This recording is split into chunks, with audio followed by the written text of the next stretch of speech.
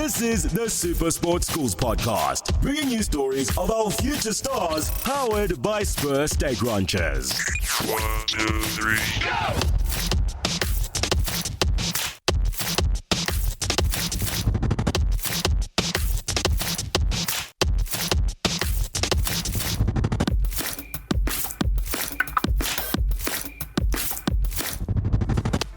Hello and welcome to another episode of the Super Sport Schools podcast brought to you by Spur. I'm Alex White. Good evening and welcome to our brand new time slot here on Super Sport Schools. The podcast is now every Sunday at 6 p.m. I'm really excited about this slot because it means we come to you at the end of a busy school sport week on Channel 216. And you know, every week is packed with action here on the channel. If we just look at this week, we have Friday Night Lights, which I'm excited for. Westville boys and Northwood are going to battle it out. And then on Saturday, yes, I'm a bit biased. And if you watched last year, you would have heard me in commentary reciting a little bit of the poem saying, if you can meet with triumph and disaster, then you'll be a man, my son. It's Bish Bosh. That's taking place on Saturday on the Piley Reese down in the southern suburbs. But talking about rugby, we've had actually quite a bit of action over the past couple of weeks, and probably our biggest festival in terms of number of matches and people during the year is Absa Wildeklawer, and it took place a couple of weeks ago in Kimberley. I was there and we chatted to some teams that have come all the way from England and from New Zealand to take part in the tournament, to hear what they had to say about South African school rugby and also what it's like playing in hot, dry Kimberley, very different to England and New Zealand. First up, I chat with Kirkham from the United Kingdom.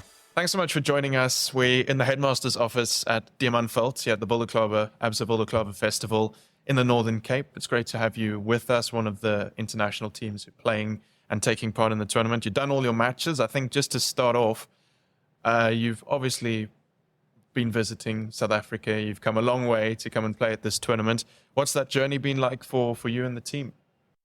For me and the team, yeah, it's been very long. Like, we've had some long plane journeys, long car journeys. Like, we've really tried to keep our legs off when we are playing. Like, we're not training, but it's like been really enjoyable. Obviously, lovely weather. We're not really used to this here in England, so yeah, we've really enjoyed it. Like, especially the country, like lovely people, and we've had some really good food. So we've been really enjoyed ourselves. You've joined us in a hot, dry winter in Kimberley, and for you, coach? Yeah, we had a good plan put together by the tour company. So we actually flew from Heathrow direct to Joburg, which cut the time down to 11 hours. And then it was just a matter of getting on a bus and getting over here, which was actually a really good journey. So we had a really good time. No, that's awesome. And how have the matches gone? Because we'll talk about the one that you've just come off literally a few minutes ago now, but you played your first game on Thursday against Nico Milan. And that was, I think, your first taste playing against a South African school in South Africa and in Kimberley, where it's nice and hot and dry. So how did that go? Yeah, so it's obviously really interesting to have a new opponent kind of thing. Like, obviously England and South Africa, they don't really play the same style of rugby, so it's really good to test ourselves in a different style of rugby. Obviously, we're coming over with like massive respect for the teams we were playing. Obviously, knew they were really good outfits, and we definitely brought our A game. Like, we brought a performance squad instead of like a touring squad. Like, I tried to get our best players over, and it was our last two games. So for myself, I won't play for Kirkham again. So like, they were really important games to me and the team. Like, we really wanted to obviously win, but obviously see them last few moments on the pitch together. Oh, that's very cool that it was your last game as well. Yeah, and having looked at both the teams the last couple of weeks, because of Super Schools, we were able to have a look. We had an idea of how both teams played the game, and we basically planned to try and stop the teams playing how they want to play, and also play in a way that we know they would find difficult to defend, because we've seen quite a lot of the ways the South African schools attack, and we thought we could throw something different at them. I think so. And you're coming to a country where you said there's maybe a different style of rugby. What are the differences that you've actually noticed, either in the preparation or actually playing against? Yeah, from what I've seen, the set pieces are immaculate. The lineouts are very good. The scrums are strong, and they always have a lot of big ball carrying back row players. So the South African teams, big centres, so they seem to get on the front foot quite quickly, and then it's almost like a bit of a momentum build up. In England, you get a variety of attacks, really, depending on what kind of the team's made of. But a lot of the schools we play, tend to shift the ball to the edges quite wide quite a lot. When there's probably a little bit less kicking in territory in our sort of fixture circuit. So it's almost a bit. The South African schoolboys at the top end kind of play a style of rugby which is similar to our kind of National League men. It's a bit more like adults rugby rather than schoolboy. That's what we've seen. And you've been actually hitting the rucks in the scrum. What's it been like? Yeah, it's a good fun. Personally, a back rower, so I do love the intense stuff as a team in Kirkham. We are known for like our physicality side. Obviously, we're not coming over here. We haven't really been in touch with teams that have watched us as much, but definitely the boys at Kirkham really enjoy that. Like that's probably our favourite part of the game. But no, it's definitely a much bigger test than we used to. Like some of them boys, as you saw out today on the field, some really big boys. They run at us, so yeah, we have to get into them. And I want to talk now about that Otaniqua game because there are a couple interesting things there. You go down by quite a few points sort of midway in the match. You're playing far away from home against everyone in the crowd, most likely against you. A couple people touring with you might be with you, but the crowd's against you. You go a few points down, and then you're able to come all the way back. And in the final minutes, a penalty one kicked over to win. What's the message to the team when you are down and all the odds kind of seem against you? It's really, for me as captain, it's really easy, to be honest, if I'm honest with you. Like the boys, whatever I say, they'll buy straight into it. Like I've known that some of them boys I've known for 10 plus years. Like some of them have been through the junior school at Kirkham and they've worked all the way through the school and now they're playing first 15. So it's like the bond that we have in the brotherhood, like I said it in the team talk beforehand, like I feel like brotherhood gets thrown around a lot in teams.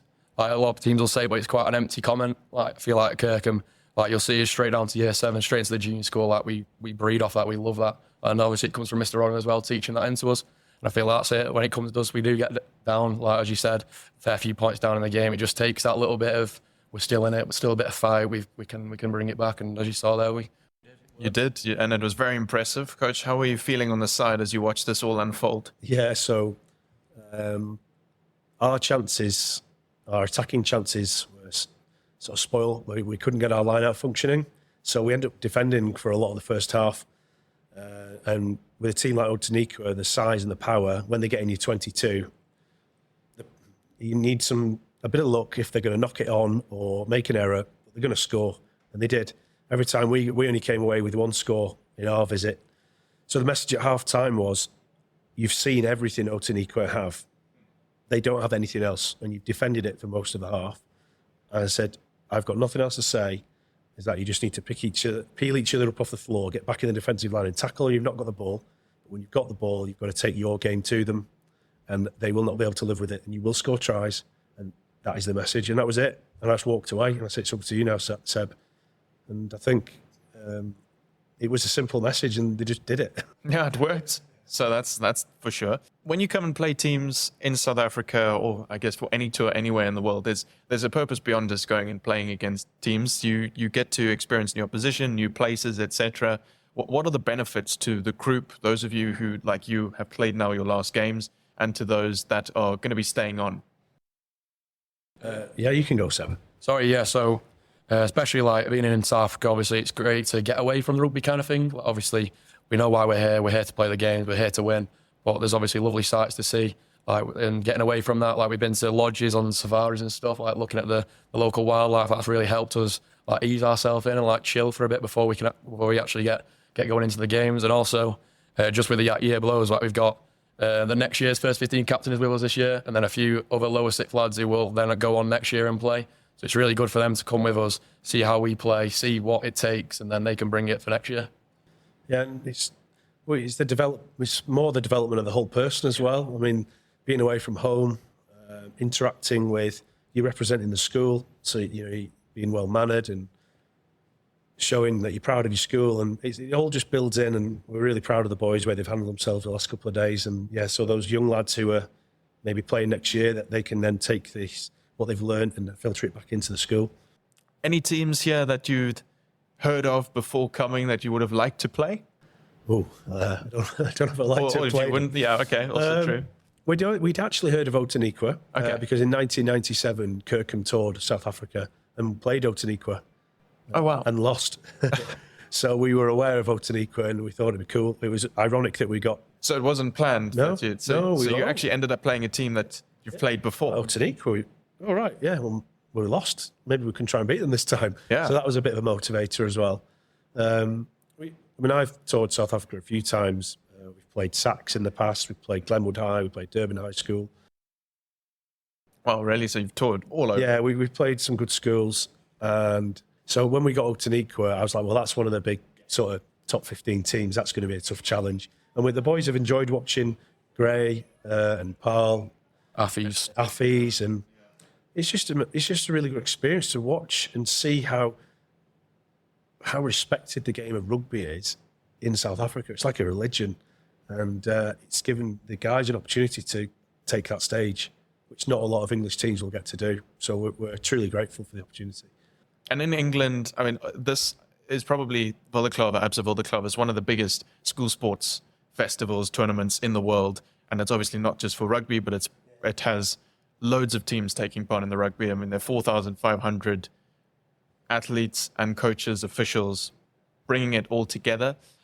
In England, for school rugby, what's the sort of involvement, the level of how many different teams are there competitive at the highest level, just to compare it to South Africa? Because obviously South Africa and England both produce fantastic teams at the highest level. So it's interesting to see what the differences are at the school level.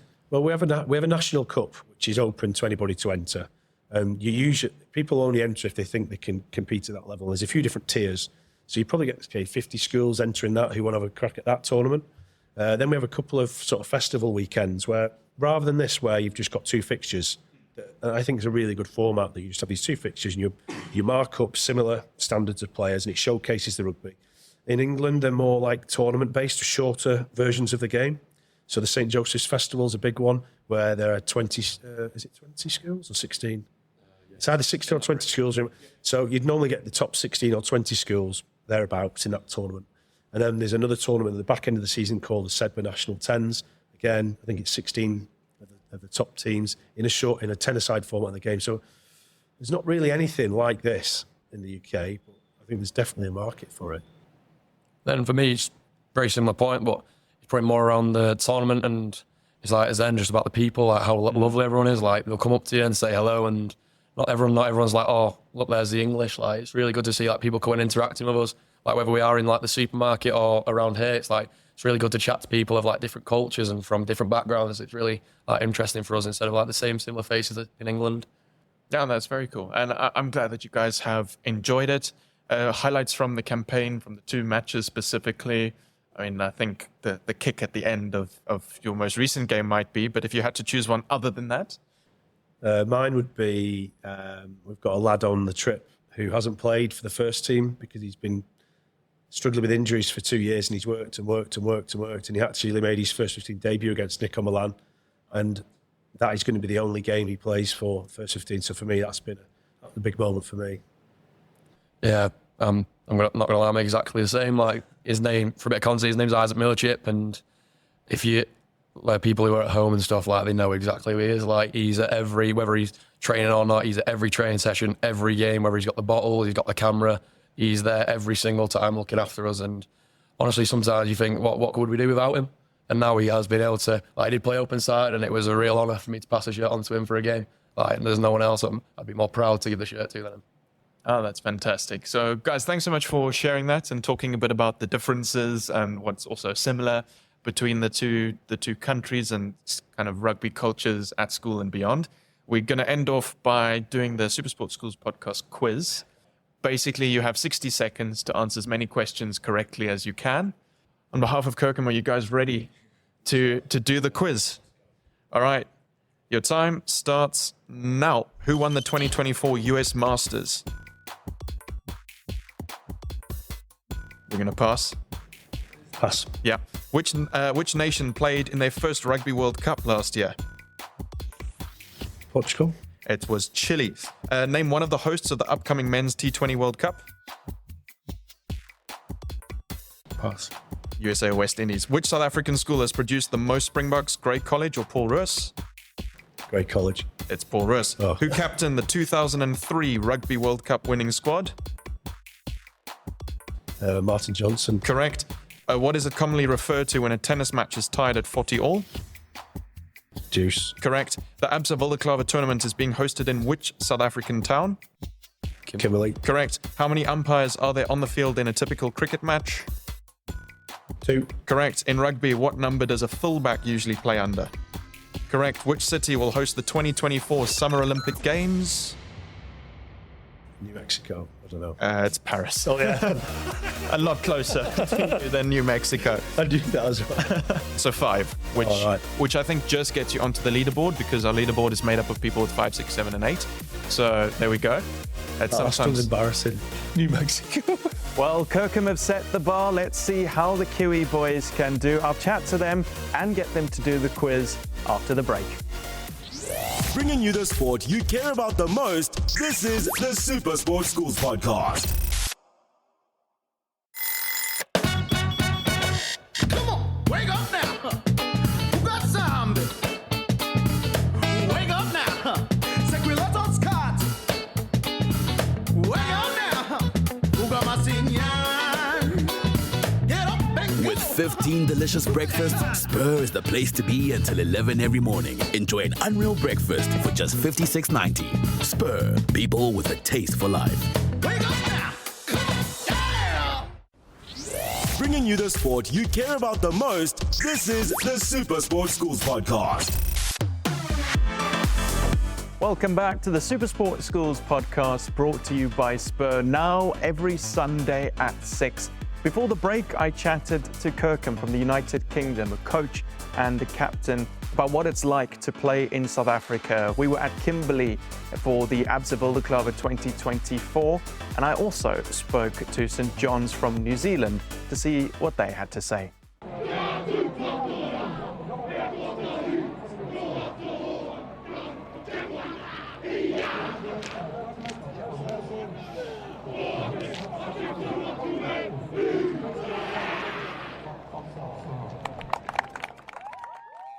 2 years ago in Ellis Park in Joburg, All Blacks beat Springboks then, and it was for Rugby Championship. Springboks had beaten All Blacks in Mbombela, Nelspruit, which is also at another part of the country. But that was my first time seeing it live, and it is just so special, so amazing, and that you're coming here, sharing it with people who will also love that it's being done and that they can see it real. A lot of people who are in Kimberley will never go to a Springbok All Black match, but they get to see a haka nevertheless. And I think that's something, when we spoke to the English guys a bit earlier, they were saying that over here, for them, it's like rugby's a religion, and I think another place that very easily could have that applied to it is New Zealand. So when you go home back to New Zealand, what is it that you're hoping or that you have taken from this whole experience? Probably just culture. So over here, I've noticed that culture is a really big thing. Like us, how we do the haka. I see schools over here, they do their school chants or lots of chants, and it's just, you can see how connected they are as a team, as like a brotherhood sort of. So yeah, just taking back our team culture and trying to just implement that into our style of play, or just our school in general. Just, it's one of the big things that I've liked here so far. I think for me, Kiwis love their rugby, but South Africans, they love their rugby. We went and watched Stormers, just the atmosphere in there, you know, and that's at a professional level to schoolboy level, just the passion with everyone. They're just, they really love the game and everything. They put all their energy and love into that game.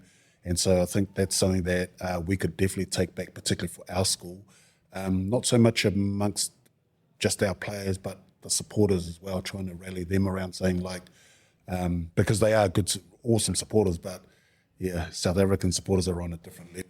I think, I mean, school rugby, if you're at a big school where rugby is big, the level of support, the war cries, the displays that they put on can be insane. So obviously, two nations that produce fantastic rugby players means we're getting something right at school level. Are there any other differences you see between South African school rugby and New Zealand school rugby? The size. The size is massive. I look at some of your first 15 players, and some of them are the size of our club players and that. So, but I think, like Leighton said, just the way they are connected right from the time they arrive on the ground, just right through to the end, and how hard they fight and all that sort of stuff. But then after, we're mates again. Yeah. So that's really special too. Real special amongst watching Paul and Farmsby, and then obviously our game next, that how connected the boys get together after. We've been told by the other schools that for some of those boys that we have played against, that will be their first and last time they will ever face a haka. So Yes. that's special too. Exactly. I mentioned earlier, it's the goal of many players to face the haka one day for the Springboks, but obviously only 15 people and 8 reserves can take to the field for any match for the Springboks. I think we've only just had about 1,000 Springboks ever, if we've even made it to 1,000. So most of these guys will never play for the Springboks. So this is the first and only time they will face the haka, which will, for them, because of the deep connections between South Africa and New Zealand rugby, it will mean so much. And it will just make them want to go out there even harder and play even better. And I think what this tournament does so well is pairing up schools to let the rugby be the main focus. And obviously, if you guys came here and beat a team by 100 points, or if you came here and were beaten by 100 points, it wouldn't be as beneficial as playing competitive rugby that lets you both shine. Not that I think a 100-point swing either way would ever happen, but if there's anybody who could do it, it's New Zealand. So there is that. Any highlights from the tour? Any highlights from matches that you've had on tour? Anything, like I said earlier, that you can share on TV? I think for me, Sunset City and doing the safari, that was awesome to see native animals in their natural habitat, and then we went to Bona Bona and saw the animals in there, just the regard of the caretakers there, how they revere the animals there, and trying to make sure that they're looked after. So that was a massive highlight for me. For me, one of my highlights was getting to play Power Boys. So over in New Zealand, Power Boys has a high recognition as a really good schoolboy rugby program. Yeah. And just getting to play there and the atmosphere around their school and the backdrop as well, heaps of mountains in the back and everything. It's spectacular, yeah. Yeah, it is. Just getting to play there and just getting to embrace it was really cool. Yeah, and then if a South African team ever was to tour New Zealand, which does happen every now and then, what do you think they'll find different, interesting? The temperature. Because like for us, playing in 15 degrees to 18 degrees is nothing. So, and I also think when they're playing teams that have been set, just the speed of the game. Yes. So we try and play as fast as we can, looking for space all the time. So looking for opportunities where they can. And you'll find in first 15 rugby, most teams don't look to kick as much as what I've seen here. Yeah. So we're always looking to alter things around with ground position. But I think that's been a good learning curve for us, Leighton, like using the kicking as a weapon to take back home in that. Awesome. Guys, thanks so much for chatting. Just to end off the show, what we always do is a little quiz. We're going to let you play as a team. So basically you get 60 seconds to answer as many questions correctly as you can. If you don't know the answer, just say pass. Okay. And we'll go to the next question. Do you want me to tell you what the Kirkham guys got, or maybe tell us after? Afterwards. Yeah. Okay. It's better do well later. And is this a general knowledge question? No, it's not. Okay. Name all 12 languages. Oh, Jesus. Used to be 11, but now they added sign language, so now it's 12. Oh, that's right. 12 official languages. Have you been taught any words? I don't know. The boys might have. I haven't. Probably not good ones. Lekker. No, that's good. That means like, there's lekker, that's good. Nice. Okay. Great, yeah. Representing St. John's, are you guys ready to play the quiz? Yes, we are. Yes. All right. Your time starts now. In rugby, how many points is a penalty try worth? 3. It's 7. Penalty try 7, sorry. I'll give it to you. What does LBW stand for in cricket? Leg before wicket. Correct. Does curling take place in the Winter or Summer Olympics? Winter. Correct. In how many different ways can you score points in rugby? Try, conversion, penalty try. How many are you saying? 5. Correct. It's 5. True or false? The most recent ODI World Cup was the first to feature a player dismissed for time wasting. True. That's correct. What is the name of the school that William Webb Ellis attended? Rugby school. Correct. True or false? 15s rugby used to be played at the Olympics. True. Correct. Which driver currently leads the F1 championship? Pass. It's Max Verstappen. Which city hosted the most recent Netball World Cup? Pass. It was Cape Town. Which man received the first red card in a Rugby World Cup final? Pass. Sam Cane. Oh, was too. Sorry about that. That's why I passed. Pretend, I don't remember. So 7, which is second highest score. So you go onto our leaderboard, and the Kirkham boys got 5. Oh, so there, beat them by 2. Yeah. Well done. I definitely wasn't surprised that the English players struggled a bit with the weather in Kimberley. It was hot and dry during Absa Wildeklawer 2024. Both teams definitely commented on the kicking and physical game of the South Africans, and I don't think that surprises anyone. But transcending all of that, the teamwork, the camaraderie, and the friendships that both teams have made with South Africans, I think that's what rugby is all about. So thank you so much for joining me for another episode of the Super Sport Schools podcast, brought to you by Spur. We have a new time slot, 6 p.m. every Sunday, coming to you after a week of fantastic school sport. But exciting news, there are 2 other shows that also air at 6 p.m., one on Monday and one on Tuesday. On Mondays, Tano and his fantastic team bring you football on 216, diving into the analysis, the results, and everything to do with football right here on Super Sport Schools. And then on Tuesday, Scurra and his team bring you Gameplay, which is a brand new show talking about esports, gaming, and everything to do with that. It's blowing up in South Africa, so Gameplay dives into that. So, if you want to catch all the entertainment, Sunday, Monday, and Tuesday at 6 p.m. we have great entertainment that goes beyond the scores on match day. I'll catch you next week. So for now, bye-bye. This has been the Super Sport Schools podcast, bringing you stories of our future stars, powered by Spur Steak Ranchers. And now the podcast from Joy